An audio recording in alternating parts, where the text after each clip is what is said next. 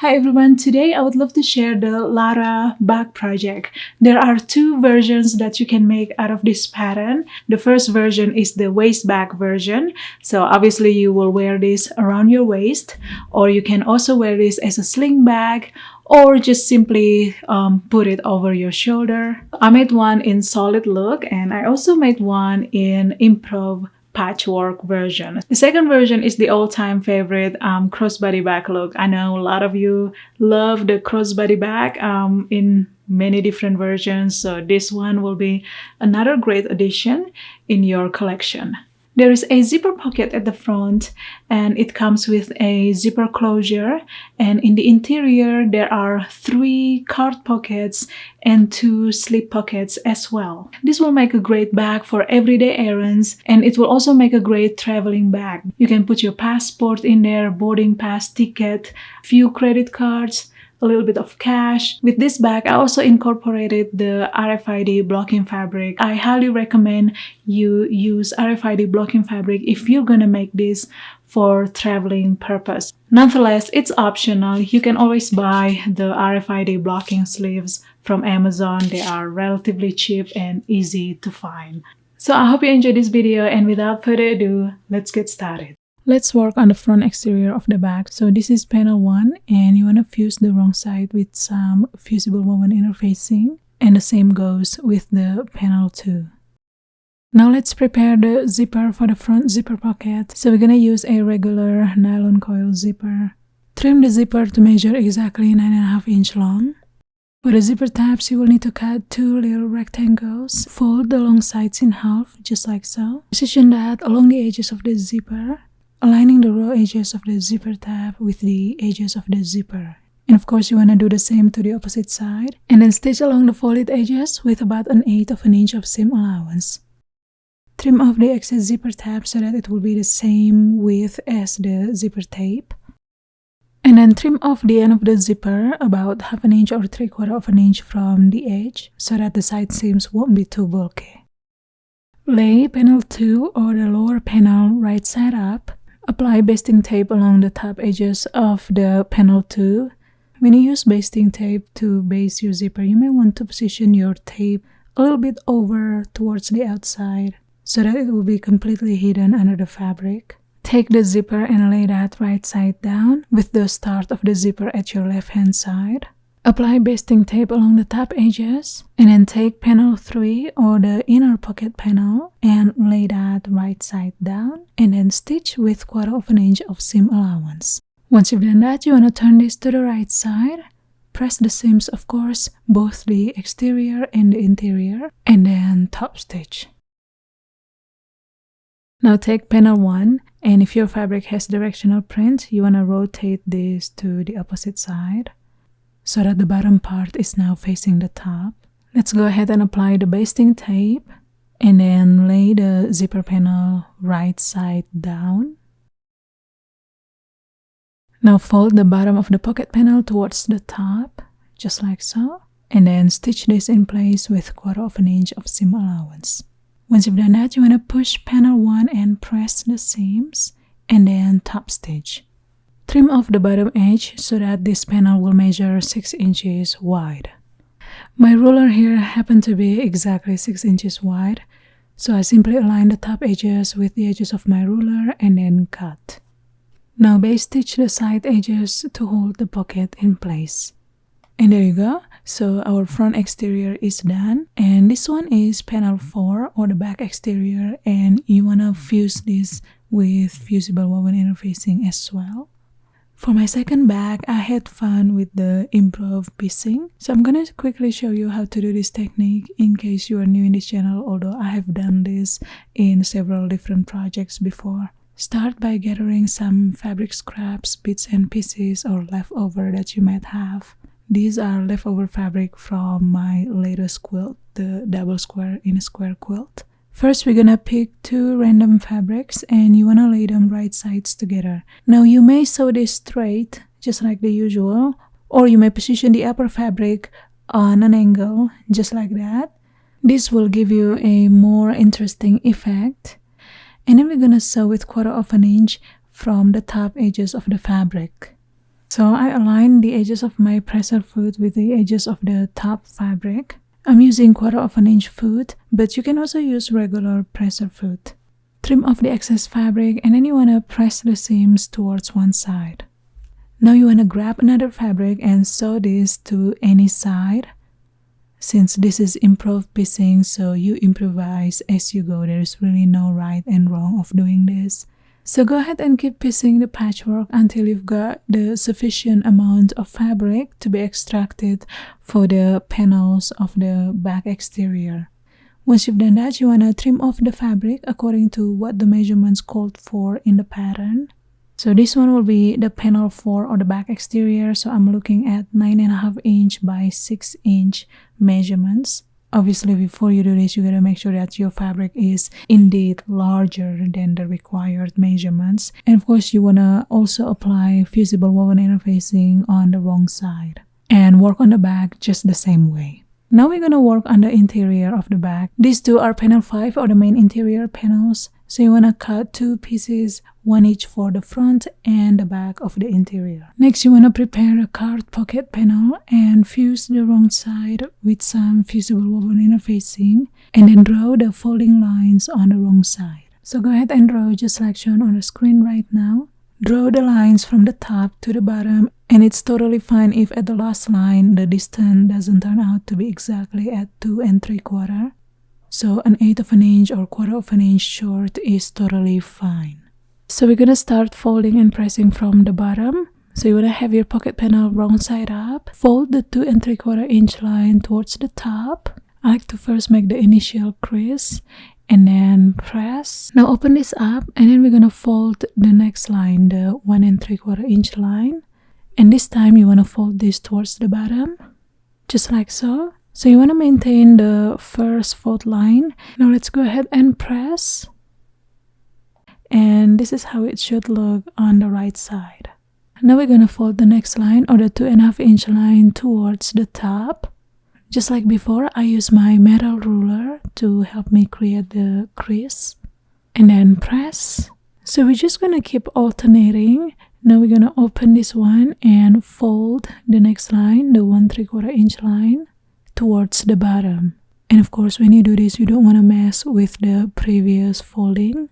And then let's press this. Fold the next line towards the top and then press. Now we're going to fold the last line towards the bottom and then press. Now give this one more good pressing. Make it nice and crisp. So you should end up with 3 pleated lines. Now let's top stitch along the pleat lines. Once you've done that, you want to stitch the sides with 1/8 inch of seam allowance to hold the pleats. Now we're going to trim off the top edges so that the card pocket panel will measure 5 inches tall. Now take panel 7 or the side panels, and we're going to sew them with 1/4 inch of seam allowance. Once you've done that, you want to press and then top stitch. Repeat the same to the opposite side. Now take panel 8 and lay that right side down, and then stitch along the top edges with 1/4 inch of seam allowance. Press the seams open and then fold wrong sides together, and then press and then top stitch. There you go, our pocket panel is done, and this one with the card pockets will be sitting at the back side of the interior. Now take one of the panel 5 and lay the card pocket panel on the right side, aligning the sides and the bottom edges, and then stitch this in place with 1/4 inch of seam allowance. Now you want to prepare panel 9, lay them right sides together, and then sew the top edges with 1/4 inch of seam allowance. Press the seams and then fold wrong sides together, and then press and then top stitch. Now you want to lay the pocket panel on the right side of panel 5, aligning the sides and the bottom, and then stitch with 1/4 inch of seam allowance. If you wish to add a layer of RFID blocking fabric, this is the time to do it. So you want to cut 2 rectangles, same size as the main panels, and then sew that to the wrong side of the interior panel with about 1/8 inch of seam allowance. Now we're going to work on the side wings for the belt. So go ahead and print out the template And when you do printing the template, pay attention to the setting, make sure it is on actual size or 100%. So you'll need to cut 4 pieces of this. I like to cut 2 at the same time, so here I fold my fabric in half, or you can stack 2 pieces of fabric and then pin. You can also use fabric weight if you have one, and then cut using scissors or rotary cutter, whichever one that you prefer. Fuse one of the panel, the outer panel, with some fusible woven interfacing. Now you want to fold the short edges towards the wrong side, about 1/4 inch, and then press, and then stitch this in place with 1/8 inch of seam allowance. And of course you want to do the same to the other piece. Now you want to lay them right sides together, and then stitch along the side edges with 1/4 inch of seam allowance. Once you've done that, you want to turn this inside out, and then go ahead and press this, and then top stitch along the side edges. So you should end up with 2 side wings, and these 2 panels are for my Improv version. Position the side wings on the right side of your front exterior panel with the right side facing down, about 1.5 inch down from the top edges. Secure them in place with some clips and then stitch with 1/4 inch of seam allowance. Now let's prepare our zipper closure. So you can either use a purse size zipper, or you can also use a regular all-purpose zipper. So feel free to choose whichever one that you prefer. Trim the zipper so that the entire length is measuring 8.5 inch. Now let's work on the zipper tabs. Fold the edges towards the wrong side, about 1/4 inch, and then press. And repeat the same to the opposite side. Fold this in half, just like so, and then press. If you use a regular all-purpose zipper, you may cut your zipper tab a slight smaller. Fold the short sides towards the wrong side, about 1/4 inch. The same goes for the opposite side. And then fold this in half, and then press. Insert the edges of the zipper into the fold of the zipper tab. Go all the way in, making sure the edges of the zipper is touching the end of the fold of the zipper tab. Once you've done that, stitch along the edges of the zipper tabs with about 1/8 inch of seam allowance. Trim off the excess zipper tab to be the same width as the zipper. Now let's install the zipper closure. So you want to lay the exterior panel right side up. And again, I'm going to use my basting tape to baste the zipper. So let's apply this along the top edges. Peel the top layer off, and then grab the zipper and lay that right side down with the zipper pull or the start of the zipper at your left hand side or consistent with the zipper pocket. Again, we're going to apply basting tape along the top edges of the zipper, and then take the front interior panel and lay that right side down. And then go ahead and stitch. If you use purse size zipper, you want to stitch with 3/8 inch of seam allowance. If you use regular all-purpose zipper, you want to stitch with 1/4 inch of seam allowance. Turn this to the right side, and then you want to press the seams and top stitch. Now lay the back exterior panel right side up, and of course apply the basting tape, and then lay the zipper panel right side down.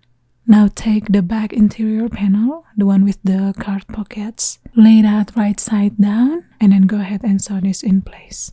Once you've done that, you want to turn this to the right side, press the seams of course, and then top stitch.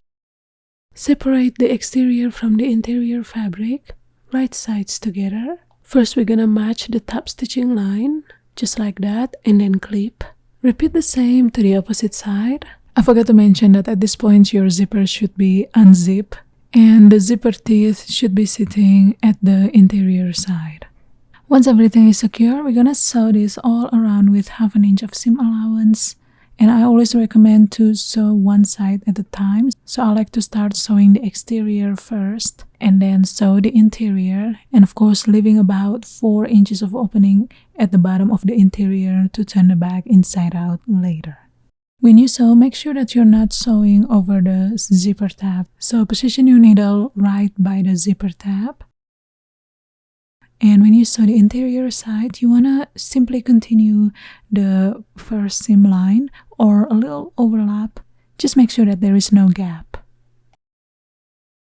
Once you've done sewing, you want to clip all the corners. Of course, be careful not to cut through the stitches. Now let's turn the bag inside out through the opening hole, poke the corners, and neaten up the zipper area. Now we're gonna sew the opening hole, so you wanna fold the raw edges towards the wrong side, about 1/2 inch, and then clip, and then sew to close the opening. Once you've done that, you wanna put the lining back inside. So the bag is pretty much done at this point, and the next step will be to attach the strap. For the strap, you will need a 1-inch webbing strap. I use cotton webbing because it is durable but easy to work with and breathable, so it feels more comfortable on the skin. You will also need a set of buckle with a slider, of course, and of course this should have 1-inch inner measurement. Cut a piece of webbing about 7 inches long, and then we're gonna attach this to the female buckle. So feed the webbing from the right side towards the wrong side, just like that. Have about 1.5 inch of clearance there. Fold the end of the strap under about 1/2 inch, just like so. And then stitch along the edges to secure this in place. So you want to use about 1/4 inch of seam allowance, go back and forth a couple of times to add extra bond. And there you go. Insert the strap into the left side wing, and you want to go about 1 inch into the side wing.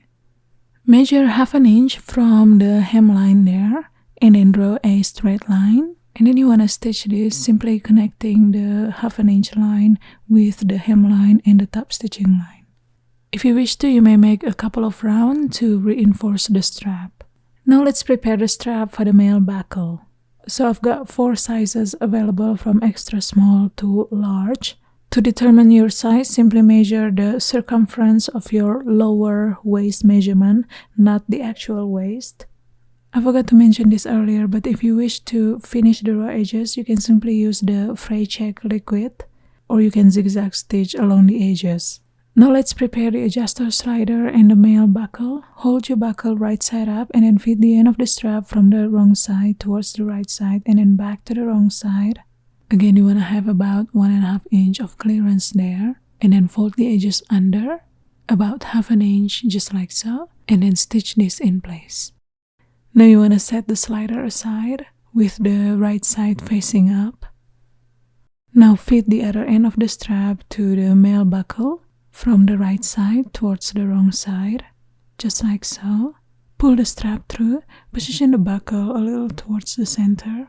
Now feed the end of the strap through the slider from the wrong side towards the right side and back to the wrong side, and then pull the strap through. And you should end up with something like this. Now we're going to install this exactly the same way we did with the female buckle. However, I recommend that you base stitch this first and then try it on and do a little bit of assessment. And if you're happy with the fit, go ahead and stitch this in place. And there you go, guys, the waist bag version is done. Now I'm going to brief you on how to make this pattern into a crossbody bag. So it's a very simple and straightforward procedure. So you want to do the back exterior and the interior exactly the same way, since this is essentially the same pattern. And then instead of installing the side wings, we're going to install the D-ring tabs. So go ahead and cut 2 2-inch squares. And then just like usual, you want to fold and press this in a 1/4 to make a 1/2 inch wide strip. And then stitch along the edges. Attach the D-ring just like so. And then position this on the side about 1 inch down from the top. Then stitch this with 1/4 inch of seam allowance. Once you've done that, assemble the bag exactly the same way as the instructions from the first version, so go ahead and refer to that. To make the strap, you want to cut a 55-inch long strip, 2 inches wide, and again you want to fold and press them in a 1/4 to make a 1/2 inch wide strap, just like when we did the D-ring tab. But first, of course, you want to fold the end of the strap towards the wrong side about 1/2 inch to hide the raw edges, and you want to do the same to the opposite side. Stitch this all around and then install the hardwares. I'm pretty sure you already know how to install the hardwares by now, but if you need the tutorial, I will refer you to a different video, so check that out somewhere in the description box. Once you've made your strap, go ahead and attach that to the bag, and that's pretty much it. The crossbody bag is done. And that's about it for today, guys. Thank you so much for watching, and until next time, goodbye!